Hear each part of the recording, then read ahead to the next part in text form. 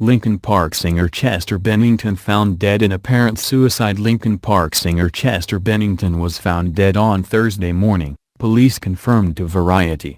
He was 41. At about 9 a.m. on Thursday, police responded to a call of a dead body in a Palos Verdes Estates, a suburb south of Los Angeles, home, the location of Bennington's private residence, law enforcement said in a statement. He appeared to have died by suicide from hanging, TMZ reports. The case is under investigation by the LA County Coroner's Office. Variety has reached out to his reps for more details. Linkin Park's Mike Shinoda tweeted on Thursday afternoon, "Shocked and heartbroken, but it's true. An official statement will come out as soon as we have one." The band most recently released album One More Light earlier this year, as well as a music video for Talking to Myself earlier Thursday morning. Bennington has struggled with alcohol and drug problems throughout his life. Thursday was also the birthday of Chris Cornell, Soundgarden singer and a good friend of Bennington's who died by suicide in May. Bennington wrote a tribute to Cornell, and sang Leonard Cohen's Hallelujah at Cornell's funeral in May. Bennington is survived by his wife and 6 children. A native of Phoenix, Arizona, Bennington had a troubled childhood marred by sexual abuse from an older male friend and drug abuse. His parents divorced when he was 11. He began performing in his teens and in the late 1990s was introduced to several members of the band that would become Linkin Park by Zombie music publishing executive Jeff Blue. The union was successful although the group struggled to find a record deal.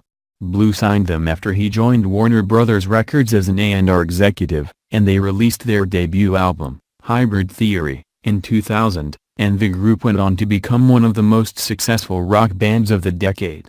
Hybrid Theory was certified diamond, 10 million copies, by the RIAA, and the ensuing albums Meteora, 2003, and Minutes to Midnight, 2007, reached multi-platinum sales as well.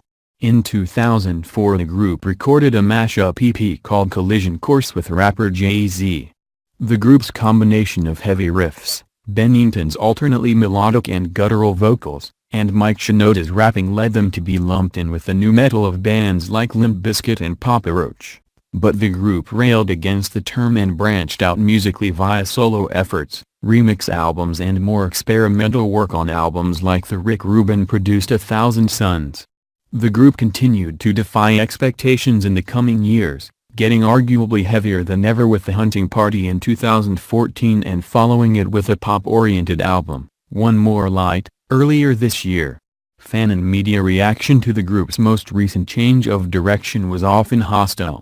Over the years Bennington also served as lead singer of Stone Temple Pilots after original vocalist Scott Weiland left for the final time in 2013. And worked with a signed project called Dead by Sunrise, which released one album, Out of Ashes, in 2009. During a Linkin Park acoustic performance at Spotify's New York offices in May, just days before Cornell's death, Bennington was animated and very funny, at one point responding to a question about how the group's music has changed over the years by saying, "When people ask me how come you don't write about teen angst anymore, I say I'm 41 years old." In his tribute letter to Chris Cornell, Bennington wrote in part, "You have inspired me in many ways you could never have known. Your talent was pure and unrivaled.